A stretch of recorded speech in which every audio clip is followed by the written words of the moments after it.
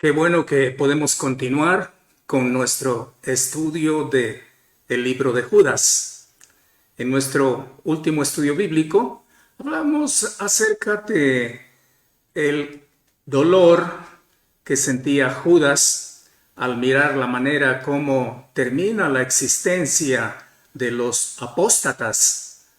Habíamos visto el caso de Caín, quien debido a su apostasía, él termina desterrado y errante en este mundo. Vimos también el caso de Balaam, otro apóstata, quien a causa de su apostasía termina destruido a filo de espada. Y veamos también el caso de Coré, un apóstata también, quien, igual que los otros, a causa de su apostasía, termina desechado y enterrado vivo con todo lo que tenía. Es el triste final de la existencia de los apóstatas en este mundo, pero eso no significa que los apóstatas van a recibir solamente ese castigo, porque la palabra de Dios nos habla acerca de un juicio venidero para estos apóstatas. Todo apóstata va a resucitar en algún momento, según lo que declara la palabra de Dios, y se va a presentar a un juicio. Y justamente ese es el tema que tenemos para nuestro estudio bíblico en esta oportunidad. Se encuentra en el libro de Judas, en los versículos 14 a 16. Este pasaje bíblico entonces tiene que ver con el juicio a los apóstatas, una vez que ellos han muerto y han resucitado. Los incrédulos también van a resucitar y resucitados se van a presentar a un juicio.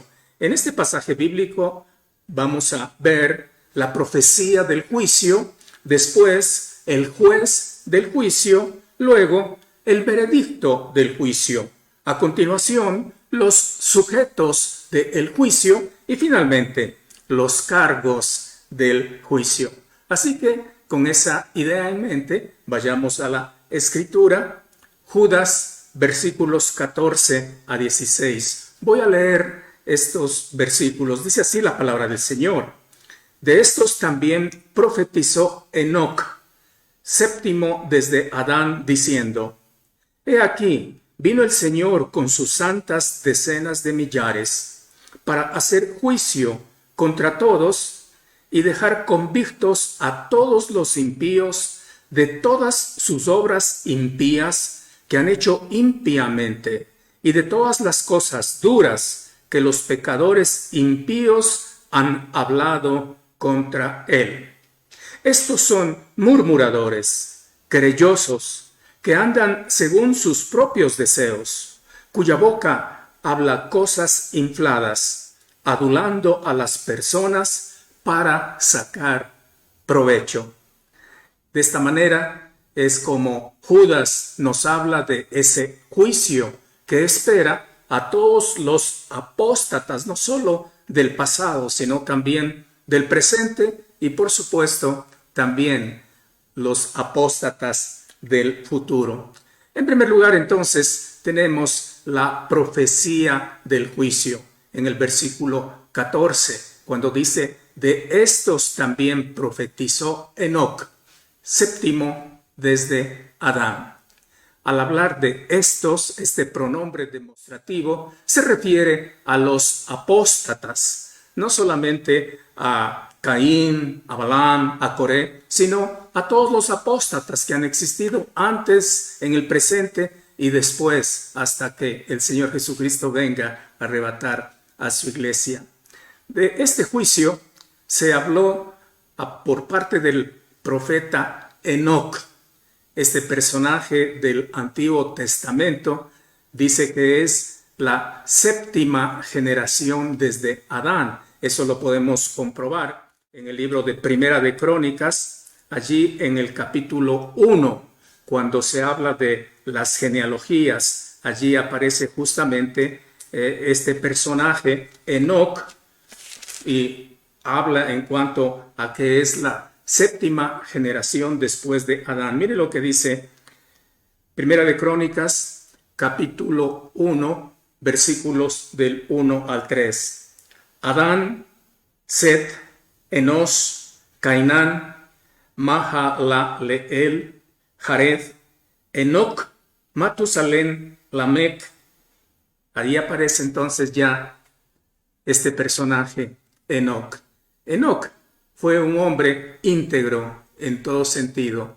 De él nos habla el libro de Génesis en el capítulo 5, en los versículos 19 a 24. Mire lo que dice Génesis capítulo 5, hablando de Enoc, desde los versículos 19 hasta el versículo 24. Dice así la palabra de Dios, Génesis 5, 19 a 24. Y vivió Jared después que engendró a Enoc 800 años, y engendró hijos e hijas, y fueron todos los días de Jared 962 años, y murió. Vivió Enoc 65 años, y engendró a Matusalén, y caminó Enoc con Dios, después que engendró a Matusalén 300 años, y engendró hijos e hijas. Allí vemos una parte de la vida de este hombre, Enoc. Por lo que dice Judas, Enoc viene a ser el primer profeta del Antiguo Testamento, un hombre íntegro que caminó con Dios y Dios se lo llevó. Enoc no pasó por la muerte física y hoy está en la presencia de Dios. La profecía de Enoc en cuanto al juicio no consta en el Antiguo Testamento, sino en dos libros apócrifos que tienen por nombre Enoc.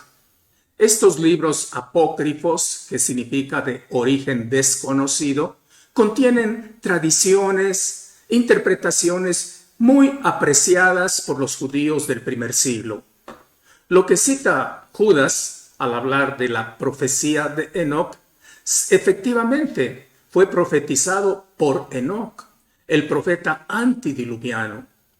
Pero el hecho que Judas lo cite en su carta no hace que estos libros que llevan por nombre Enoc lleguen a ser libros canónicos.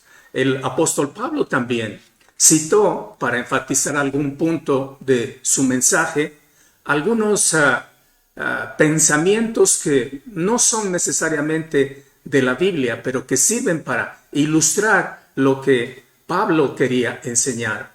Por ejemplo, en el libro de los Hechos, en el capítulo 17, en el versículo 28, ahí encontramos un episodio en el cual Pablo va a citar algo que no está en la Biblia, y lo cual no hace que esa fuente de Pablo sea algo inspirado por Dios. Mire lo que dice en Hechos capítulo 17, versículo 28.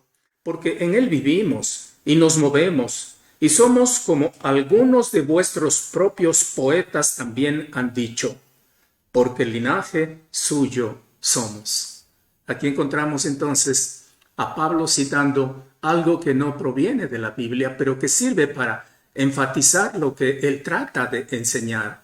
Este poeta de la antigüedad del mundo griego se llamaba Aratus, y lo tenemos entonces a Pablo citándolo. Lo mismo podemos ver en el libro de Tito. También Pablo va a citar otra cosa que no es tomada de la Biblia, pero que sirve para que él enfatice lo que está tratando de enseñar. En Tito capítulo 1, versículo 12, dice así la palabra.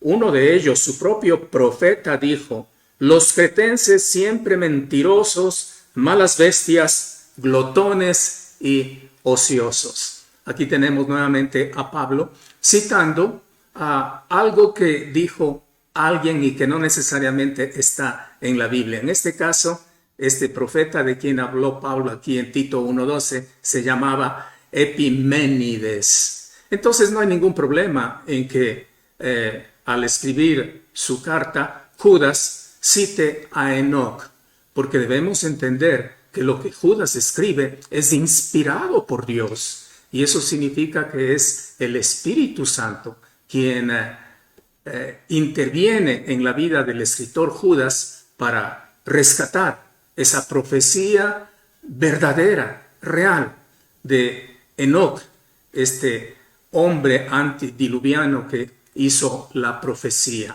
Pero insisto, eso no significa que los libros deuterocanónicos o apócrifos de Enoc sean realmente parte de la Biblia. Muy bien, hecha esa aclaración, tenemos entonces que Enoc hace esta profecía de un juicio que espera a los apóstatas como Caín, como Balaam, como Coré, y haciendo una extensión a todos los apóstatas de la humanidad.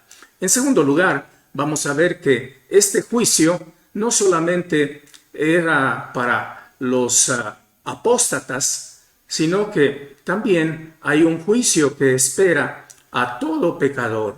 Y ese juicio va a ser realmente manejado por un juez que es nada más y nada menos que la persona de Dios. En cuanto a que la Biblia contiene cantidad de profecías sobre un juicio a todo pecador y dentro de ello ciertamente a los apóstatas, podemos mirar, por ejemplo, lo que nos dice el libro de los Hechos, allí en el capítulo 17, en los versículos 30 a 31. Observe lo que dice hablando de el juicio que espera a todo pecador, no solamente a los apóstatas. Hechos capítulo 17, versículo 30 a 31, dice así la palabra de Dios. Pero Dios, habiendo pasado por alto los tiempos de esta ignorancia, ahora manda a todos los hombres en todo lugar que se arrepientan, por cuanto ha establecido un día en el cual juzgará al mundo con justicia por aquel varón a quien designó, dando fe a todos con haberle levantado de los muertos. Y lo mismo podemos ver en el libro de Romanos, en el capítulo 2, versículo 5, que se nos habla de que espera un juicio a todo incrédulo que sale de este mundo, no solamente a los apóstatas como profetiza Enoc. Mire lo que dice Romanos capítulo 2, versículo 5. Pero por tu dureza y por tu corazón no arrepentido, atesoras para ti mismo ira, para el día de la ira y de la revelación del justo juicio de Dios. Así es, la palabra de Dios nos habla de un juicio futuro que espera a los apóstatas, pero no solamente a ellos, sino también a todo incrédulo, a toda persona que sale de este mundo por medio de la muerte física, sin antes haber recibido perdón de pecado, por medio de recibir a Cristo como Salvador. En cuanto al juez del juicio, vemos que en la profecía de Enoc, volviendo ya a Judas, se nos habla de que se trata de el Señor. Dice así en Judas, versículo 14. De estos también profetizó Enoc, séptimo desde Adán, diciendo: He aquí vino el Señor con sus santas decenas de millares. Aquí encontramos entonces al juez del juicio y notamos que viene acompañado. Dice que viene con sus santas decenas de millares. Cada vez que encontramos en la Biblia esa expresión, he aquí, tenemos que prestar mucha atención, porque normalmente esa frase introduce algo que es muy importante, algo trascendental. En este caso, Enoc, como profeta, dice: vino el Señor. Observe que el verbo venir está en tiempo pasado, porque Enoc, como profeta, está viendo algo que sucede y al escribir él lo pone como que ya es un hecho consumado. Cuando habla de el Señor, Enoc se está refiriendo al juez que viene a hacer el juicio. Es el Señor. Eso es equivalente al nombre Jehová del Antiguo Testamento o la persona de Dios. Él es el juez. Observe lo que dice el libro de Hebreos en el capítulo 12, en el versículo 23. Hebreos capítulo 12, versículo 23, leemos estas palabras. Y a la congregación de los primogénitos que están inscritos en los cielos, a Dios, el juez de todos, a los espíritus de los justos hechos perfectos. Aquí vemos entonces que es Dios el juez de todos. En Romanos capítulo 2, versículo 2, se nos dice: mas sabemos que el juicio de Dios contra los que practican tales cosas es según verdad. Entonces, en estos dos textos bíblicos, vemos como el juez que viene a hacer juicio a los incrédulos es nada más y nada menos que la persona de Dios, Jehová. Pero algo que no se puede pasar por alto es el hecho que Dios, como juez, ha delegado el juicio a su Hijo, el Señor Jesucristo. Esto nos habla el libro de Juan, allí en el capítulo 5, versículos 22 a 27. Dios delegando el juicio a su Hijo, el Señor Jesucristo. Juan, capítulo 5, versículos 22 a 27. Mire lo que dice la Escritura. Juan 5, 22 a 27. Porque el Padre a nadie juzga, sino que todo el juicio dio al Hijo, para que todos honren al Hijo como honran al Padre. El que no honra al Hijo, no honra al Padre que le envió. Ahora, mire lo que dice el versículo 27. Y también le dio autoridad de hacer juicio, por cuanto es el Hijo del Hombre. Aquí encontramos entonces que Jehová, Dios, el Padre, delega el juicio a su Hijo, el Señor Jesucristo. Pero al profetizar de este juicio, Enoc también dice que el juez viene acompañado de las santas decenas de millares. ¿A qué se está refiriendo Enoc cuando nos habla de las santas decenas de millares? Pues hay varias posibilidades. Puede ser que se refiera a la iglesia que acompañará al Señor Jesucristo en su segunda venida. De esto nos habla el libro de Apocalipsis en el capítulo 19, versículo 14. Miren lo que dice Apocalipsis, capítulo 19, versículo 14. Dice así la palabra del Señor: y los ejércitos celestiales, vestidos de lino finísimo, blanco y limpio, le seguían en caballos blancos. Entonces aquí vemos a la iglesia acompañando al Señor Jesucristo en su segunda venida. Por supuesto que Apocalipsis fue escrito más o menos unos 20 años después de Judas. Y allí en el escrito de Apocalipsis vemos que cuando el Señor Jesucristo venga a derramar ese juicio, porque a Él se le ha delegado el hacer el juicio, Él va a venir acompañado de la iglesia.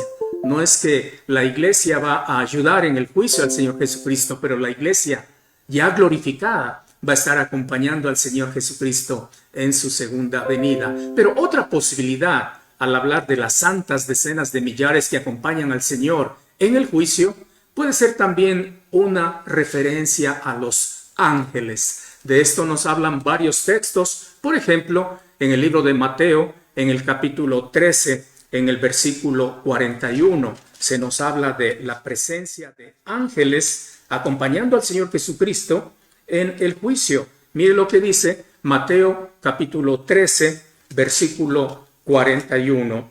Enviará el Hijo del Hombre a sus ángeles y recogerán de su reino a todos los que sirven de tropiezo y a los que hacen iniquidad. La misma idea aparece un poco más adelante en la parte escatológica de Mateo, en Mateo capítulo 24, allí en el versículo 31, la presencia de los ángeles. Mire lo que dice: y enviará a sus ángeles con gran voz de trompeta, y juntarán a sus escogidos de los cuatro vientos, desde un extremo del cielo hasta el otro.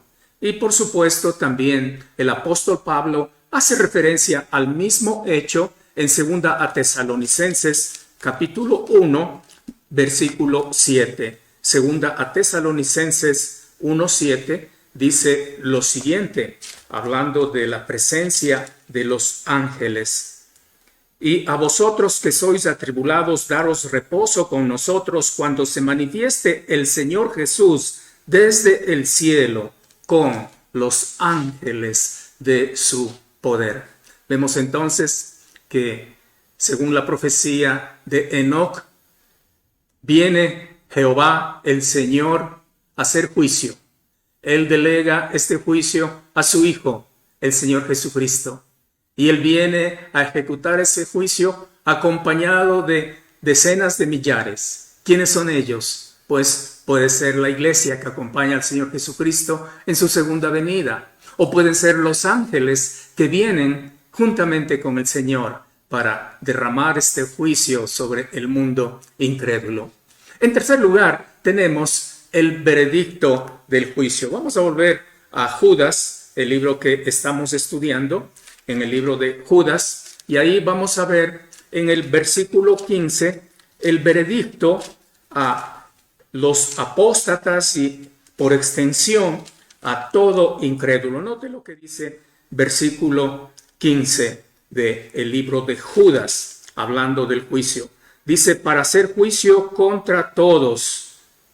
El juicio es contra todos y dejar convictos a todos los impíos de todas las obras impías que han hecho impíamente. Dejemos hasta allí en cuanto al veredicto del juicio. Dice textualmente, dejar convictos. Esto significa demostrar que son culpables y deben, por tanto, ser castigados. Este es el veredicto del juicio. El veredicto del juicio tiene que ver con que todos aquellos que se presenten delante del Señor en la persona de su Hijo Jesucristo van a ser hallados culpables. Las obras que han hecho van a demostrar que son culpables y por tanto deben ser castigados. En cuarto lugar, tenemos a los sujetos del juicio. En el texto que acabamos de leer allí en Judas versículo 15, se nos dice que ese juicio es contra todos. ¿A quiénes? Pues a todos los impíos por todas sus obras impías que han hecho impíamente. Eso significa que nadie escapa de ser juzgado. Y eso lo podemos ver también en la profecía en cuanto a este juicio, que aparece un poquito más adelante en el libro de Apocalipsis, en el capítulo 20, versículos del 11 al 14. Es lo que normalmente conocemos como el juicio del gran trono blanco. Como mencionamos anteriormente, Apocalipsis se escribe unos 20 años más o menos después de Judas. En Judas, Enoc profetiza en cuanto, o se nos muestra la profecía de Enoc en cuanto a que va a haber un juicio que espera no solo a los apóstatas, sino a todo incrédulo.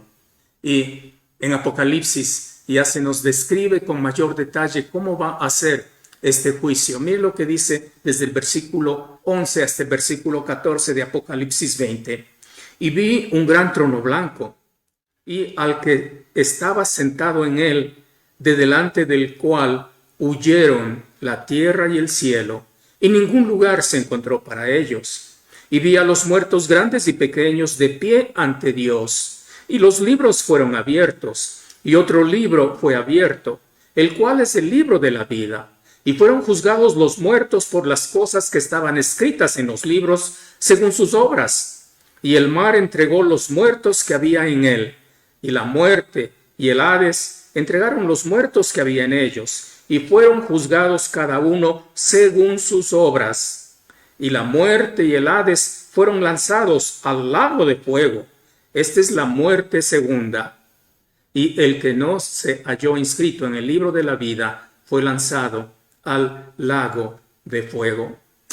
Aquí vemos entonces cómo va a ser este juicio, no solo a los apóstatas, sino a todos los incrédulos. Dice allí en Judas que los sujetos del juicio son los impíos por sus obras impías que han hecho impíamente.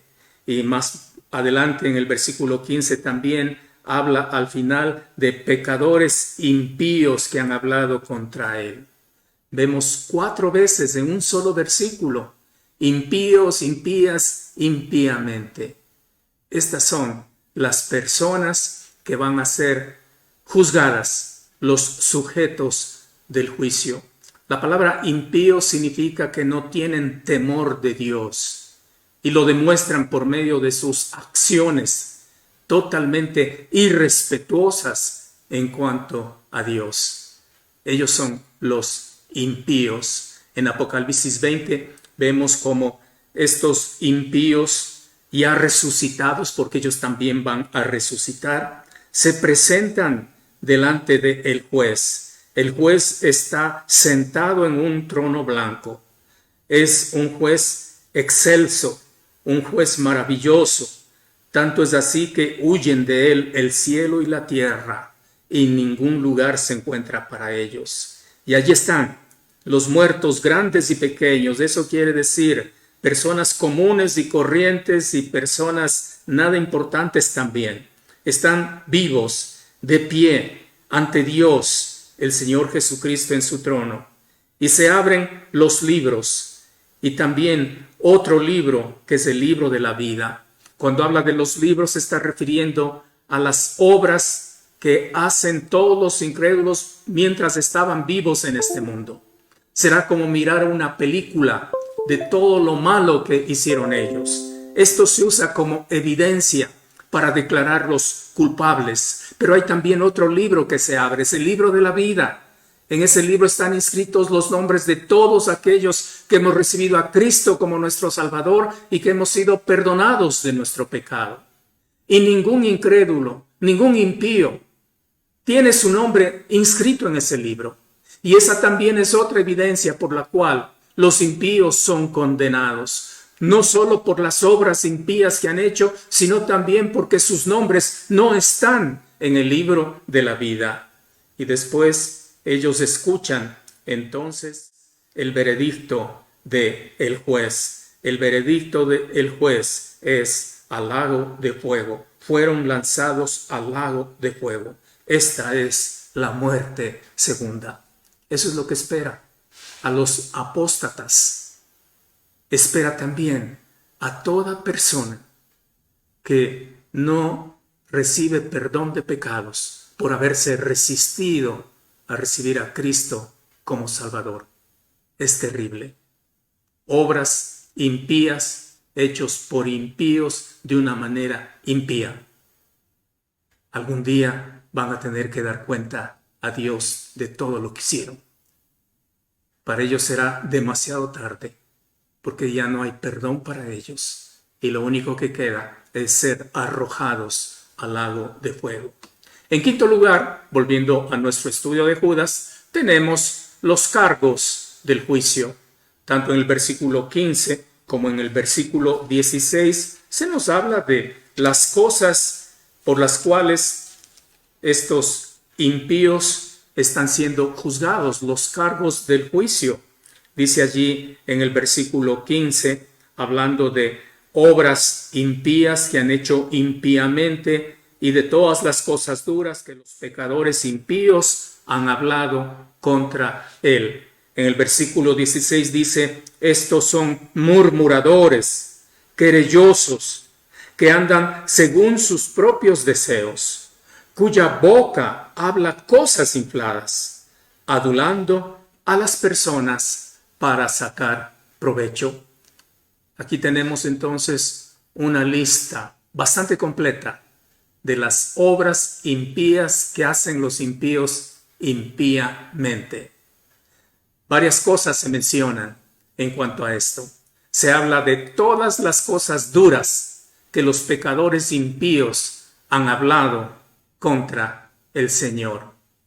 Interesante que en el libro de Salmos, también se nos habla de estas palabras duras. Vamos a buscar Salmo 31, versículo 18. Mire lo que dice el Salmo 31, allí en el versículo 18. Dice así: enmudezcan los labios mentirosos que hablan contra el justo cosas duras, con soberbia y menosprecio. Cosas duras que hablan los apóstatas, cosas duras que hablan los pecadores impíos, hablando mal contra el justo y, por supuesto, ciertamente contra el Señor. Algún día los apóstatas tendrán que dar cuentas por las cosas duras que hablan contra el Señor. Hay tanta gente en este mundo que habla cosas duras contra el Señor. Estaba mirando el caso de un personaje de la actualidad.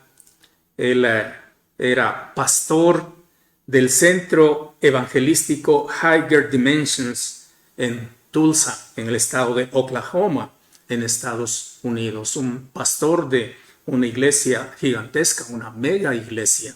Tenía como 6,000 miembros esta iglesia. El pastor de esta iglesia se llama Carlton Pearson.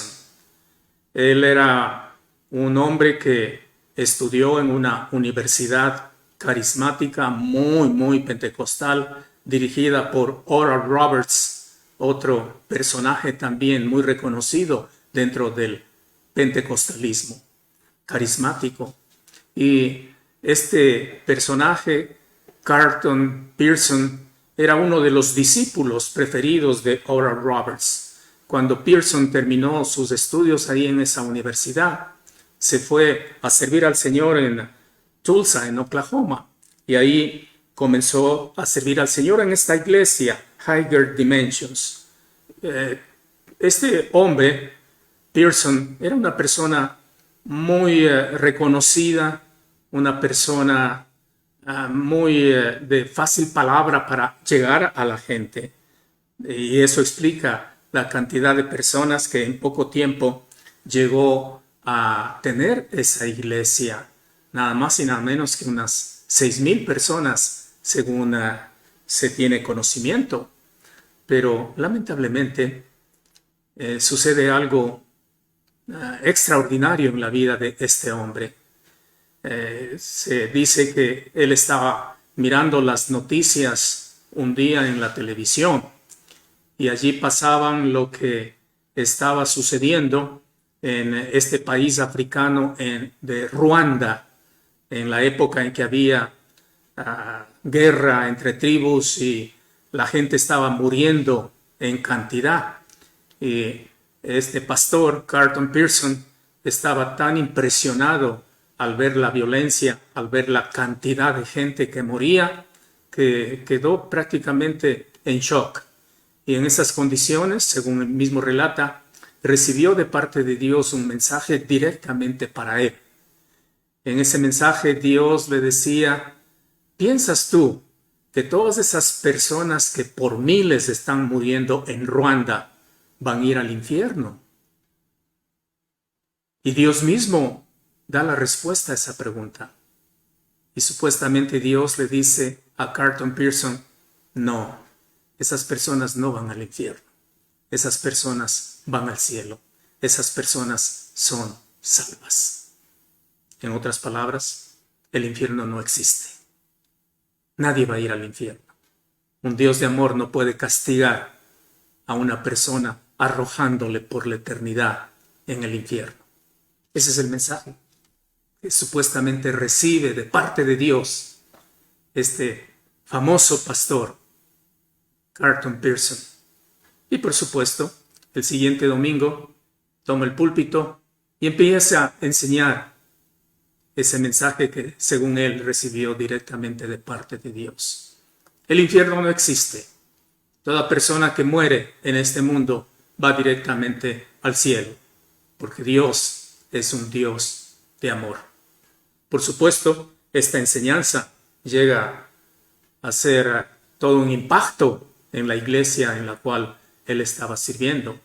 Inclusive el concilio de obispos afroamericanos de Estados Unidos lo confronta, tratan de que él recapacite en cuanto a lo que está enseñando, pero él está convencido de que Dios le habló, Dios le dijo eso y así tiene que ser. Y por supuesto la iglesia empieza a desintegrarse y en algún momento inclusive pierde el edificio donde se reunía y todo lo demás. Pero nada de esto mueve a este obispo Carlton Pearson a reconocer que estaba en error. Y sigue predicando ese mensaje. Y hoy se le reconoce a este obispo como el gestor, como el iniciador de lo que se conoce como el Evangelio de la Inclusión, que no es otra cosa sino la creencia falsa de que la salvación es universal para todo ser humano. Tanto es así que en la iglesia donde él está ahora es una iglesia que se le conoce como la iglesia del Evangelio inclusivista.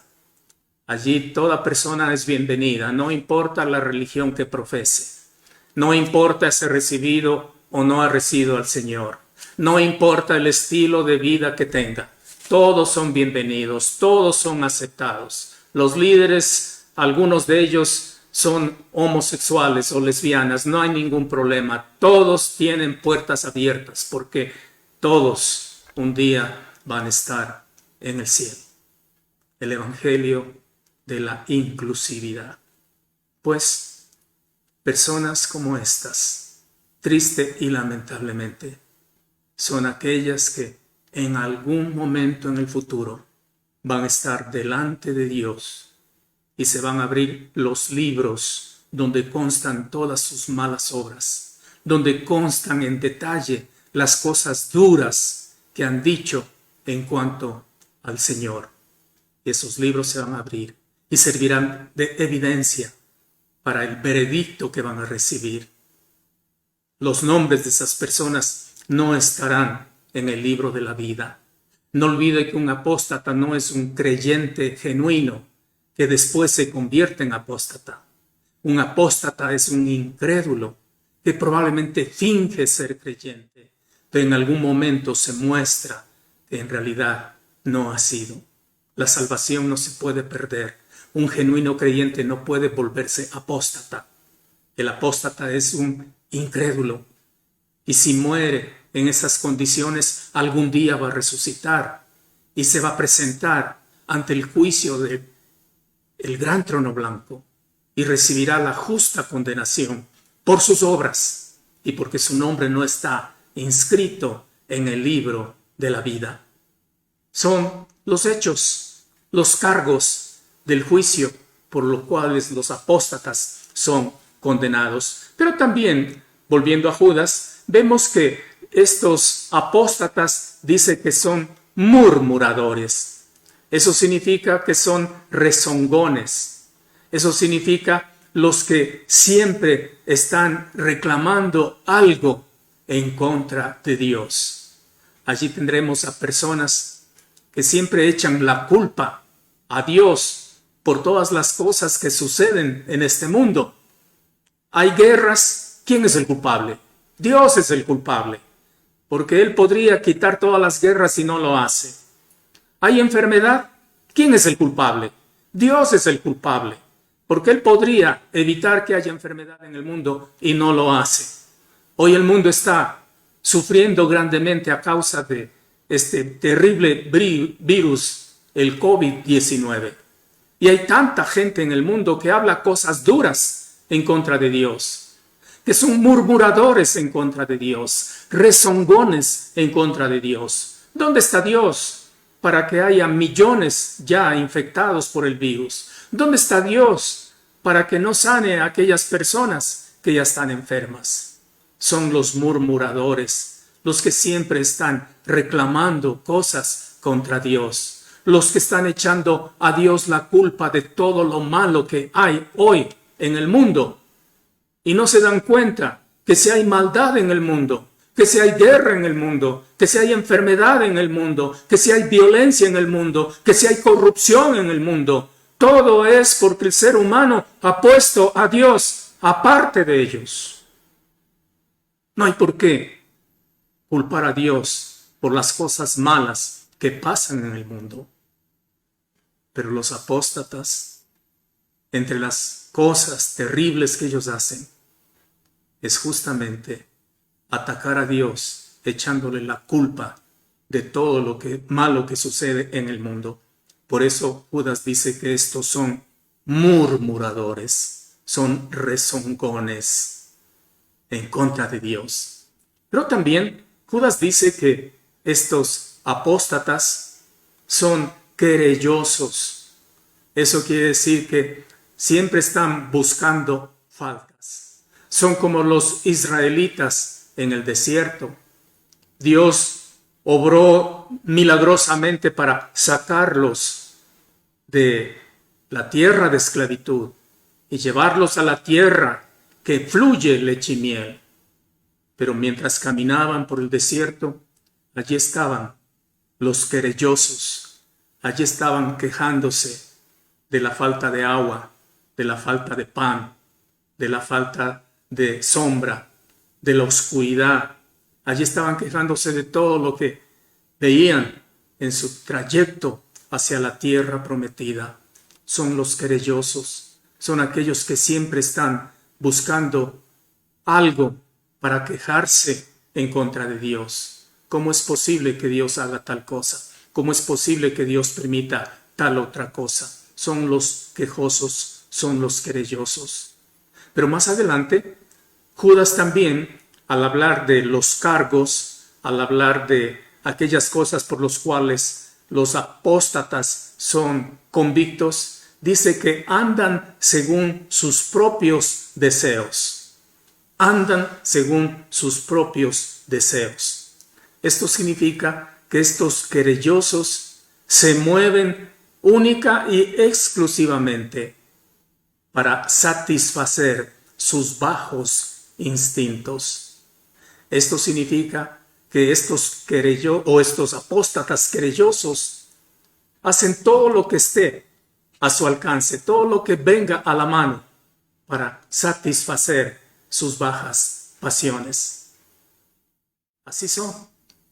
Son personas que ponen por delante una imagen de falsa piedad, pero por detrás hay toda una carga de impiedad, toda una carga de lo que Judas llama sus propios deseos. Es una vida entregada a satisfacer lo que la carne pide. Es la típica forma de pensar, de si te gusta, hazlo. Si te produce placer, hazlo. No pienses en la consecuencia.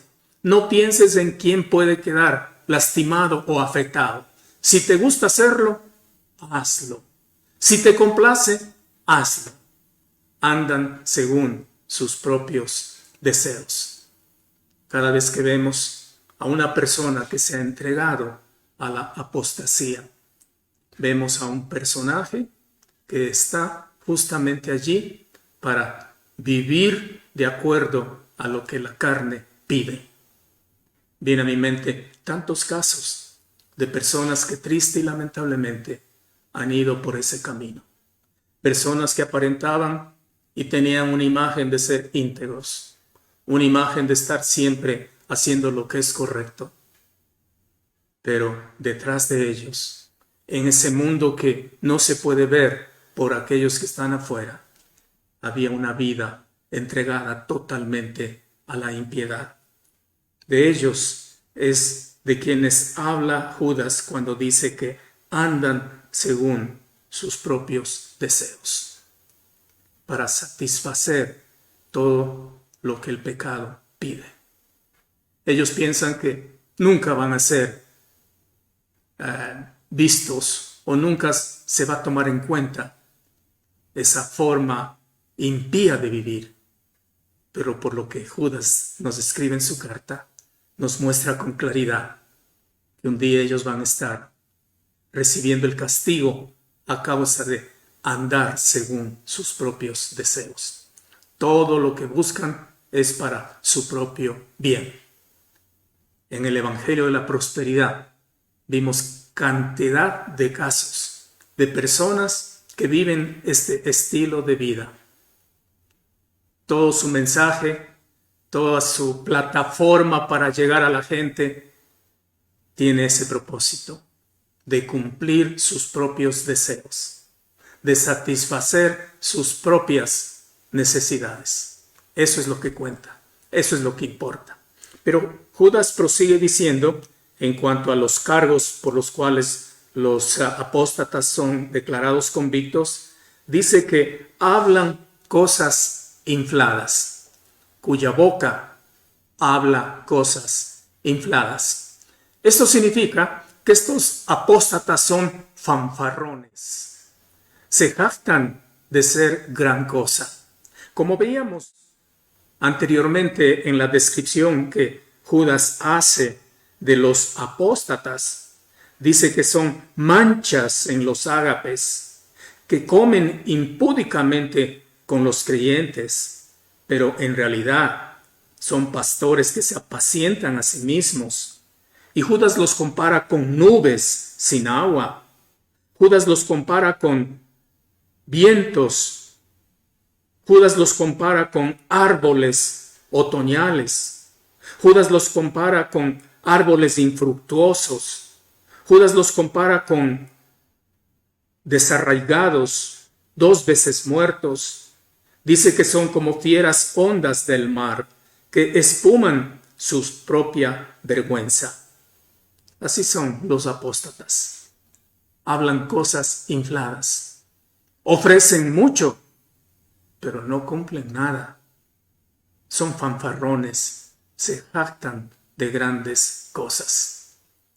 Vemos esto nuevamente en todos los propulsores y predicadores del Evangelio de la Prosperidad. Ofrecen de todo, ofrecen riqueza, pero ellos son los únicos que se enriquecen. Ofrecen sanidad a todo enfermo, pero en algún momento ellos también enferman. Ofrecen felicidad, ofrecen total tranquilidad a todo el mundo, pero nada de lo que ofrecen se cumple. Todo lo que dicen cae dentro de lo que Judas describe como palabras infladas. La boca tienen llenas de cosas infladas. Son fanfarrones que se jactan de ser gran cosa. Son los hechos impíos que los apóstatas hacen impíamente. Y Judas termina diciendo que adulan a las personas para sacar provecho. Adulan a las personas para sacar provecho. Eso quiere decir que no denuncian el pecado para no hacer sentir mal a la gente y de esa manera sacar provecho de la gente. Conocido es que en la mayoría, por no decir en todas, las iglesias que tienen esa doctrina del Evangelio de la Prosperidad, lo que cuenta es cuánto dinero se puede sacar de cada uno de las personas que allí se congregan. Los líderes, los pastores, no se van a preocupar en absoluto del estilo de vida de las personas que allí se congregan. No se van a preocupar del pecado que comete la persona que está congregándose en esa iglesia. Jamás van a usar el púlpito para denunciar el pecado. Jamás van a usar el púlpito para hablar de la necesidad de vivir en santidad. Jamás van a corregir o disciplinar a una persona que está andando en pecado. ¿Por qué? Porque les interesa tener más gente. Les interesa tener personas que estén dispuestas a entregar dinero a cambio de falsas ofertas o promesas. No importa la manera como vivan, Lo que importa es que estén allí y lo que importa es que estén aportando dinero para agrandar las arcas y que los líderes puedan vivir a cuerpo de rey. Eso es lo que cuenta. Eso es lo que importa. Y así son los apóstatas. Y Judas lo dice con claramente, que adulan a la gente, adulan a las personas. ¿Con qué propósito? Para aprovechar de esas personas. Son personas que lucran, que se enriquecen a costilla de las personas que allí se congregan. Ocultan el pecado detrás de un mensaje de prosperidad, detrás de un mensaje que hace bien escuchar, que da comezón de oír, que nos deja tranquilos, que nos hace pensar que está bien vivir en pecado porque nada va a pasar, porque ya hemos sido perdonados y ya el pecado ha sido arreglado y no importa el estilo de vida que podamos tener. Eso es lo que sucede. Y esas son las obras que un día van a ser tomadas en cuenta en el juicio del gran trono blanco. Y son las obras que demostrarán que los apóstatas son culpables del juicio que les espera, ser arrojados al lago de fuego que arde con azufre. El juicio es inevitable, pero no olviden, no solo para los apóstatas, sino también para toda persona que rehúsa recibir perdón de pecados por medio de recibir al Señor Jesucristo como Salvador. A manera de conclusión, déjeme decirle que Judas tenía sobrada razón para expresar lamento por los apóstatas cuando dice, ay de ellos, en el versículo 11. Ay de ellos, ¿por qué? No solamente porque terminarán mal en este mundo, como Caín, que terminó desterrado y errante, como Balaam, que terminó destruido, atravesado por una espada, como Enoc, como Coré, que terminó enterrado vivo, con toda su familia y sus posesiones. Pero eso no es el final de todo, porque un día van a resucitar y un día se van a presentar ante el juicio del gran trono blanco. Y ahí serán examinadas todas sus obras. Y allí se verá que sus nombres no están inscritos en el libro de la vida. Y por esas dos evidencias serán arrojados al lago de fuego que arde con azufre. Y allí estarán por la eternidad sufriendo castigo. Pero no solamente ellos, sino también todos aquellos que salen de este mundo sin el perdón de pecado. Y allí viene la aplicación para todos en este mundo que nunca han recibido a Cristo como Salvador. La palabra de Dios es clara cuando afirma que la paga del pecado es muerte. La palabra del Señor es clara cuando afirma que el alma que pecare, esa morirá. Pero también la palabra de Dios es clara cuando afirma el Señor Jesucristo vino a este mundo para recibir el castigo que como pecadores nosotros merecemos. Y allí en la cruz del Calvario, Él efectuó el pago completo por la culpa de nuestro pecado. Y para beneficiarnos de esa obra del Señor Jesucristo en la cruz, lo único que necesitamos hacer es recibirlo como nuestro único y suficiente Salvador. Juan 1:12 lo dice con claridad.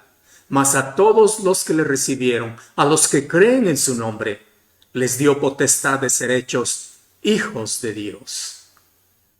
Si usted, mi amigo, mi amiga, no ha recibido todavía a Cristo Jesús, no es un hijo de Dios, no es una hija de Dios. Y si no es un hijo de Dios o una hija de Dios, entonces usted es un hijo o una hija del enemigo de Dios, Satanás. ¡Qué terrible! No siga en esa condición. Lo antes posible reconozca que es un pecador. Lo antes posible reconozca que alguien pagó ya la culpa por su pecado. Lo antes posible reciba al Señor Jesús como su Salvador. y será perdonado de su pecado y dejará de ser un hijo de Satanás, feo decirlo, y pasará a ser un hijo de Dios. Y de esa manera nunca jamás se tendrá que presentar ante este juicio del gran trono blanco, donde estarán los apóstatas y todos los impíos, todos los incrédulos que han muerto sin perdón de pecado. Hoy usted tiene la oportunidad. No espere más. Reciba al Señor Jesucristo como su único y suficiente Salvador. Les agradezco mucho, mis amados hermanos, por este tiempo alrededor de la palabra del Señor. Por la gracia de Dios, continuaremos estudiando esta corta pero hermosa carta de Judas en nuestro próximo tiempo para estudiar la Biblia. Que el Señor les bendiga. Amén.